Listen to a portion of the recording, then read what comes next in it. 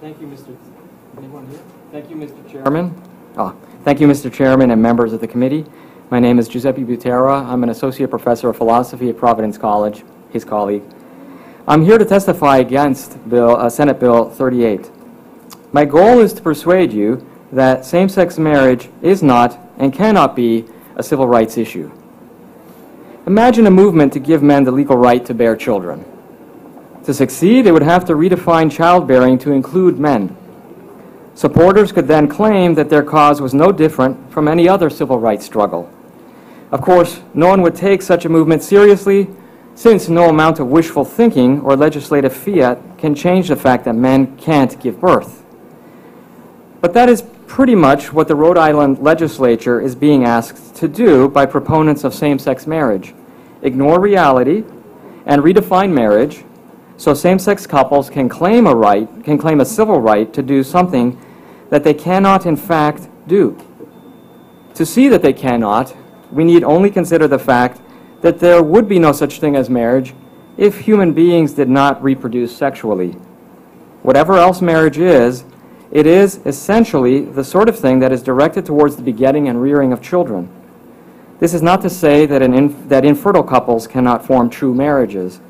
It is simply to say that marriage necessarily involves a sexual complementarity directed towards perpetuating the human race. The complementarity again. Because same-sex couples lack this complementarity, they simply cannot do what heterosexual couples do when they marry, which is to enter into a comprehensive and mutually sustaining relationship that has the potential to create new life. Consequently, since there can be no such thing as a right to do the impossible, same-sex marriage advocates are mistaken when they insist that theirs is a civil rights issue.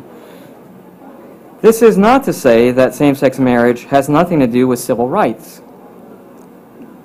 Indeed, same-sex marriage has the very real potential to violate the civil rights of children to be raised in stable families by fathers and mothers. Consider that in order to change the legal definition of marriage, you would have to empty marriage of anything having to do with sexual reproduction. This would be to sever the connection between marriage and children in the law. The result could do nothing to strengthen families and much to further undermine them. If the Rhode Island legislature votes to redefine marriage, same-sex marriage advocates will have nothing to celebrate. No civilization can long endure without stable families. I'm almost finished. No civilization can long endure without stable families or the laws that promote the channeling of heterosexual love into comprehensive, mutually sustaining relationships. I would submit to you, therefore, that the only just and reasonable course for you to do is to vote against Senate Bill 38 and every effort that would further compromise the already weakened supports holding up the family.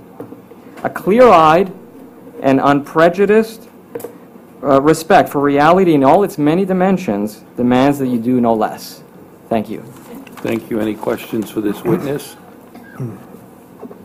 Okay, if there are no questions, we'll move on to the next witness. You may go.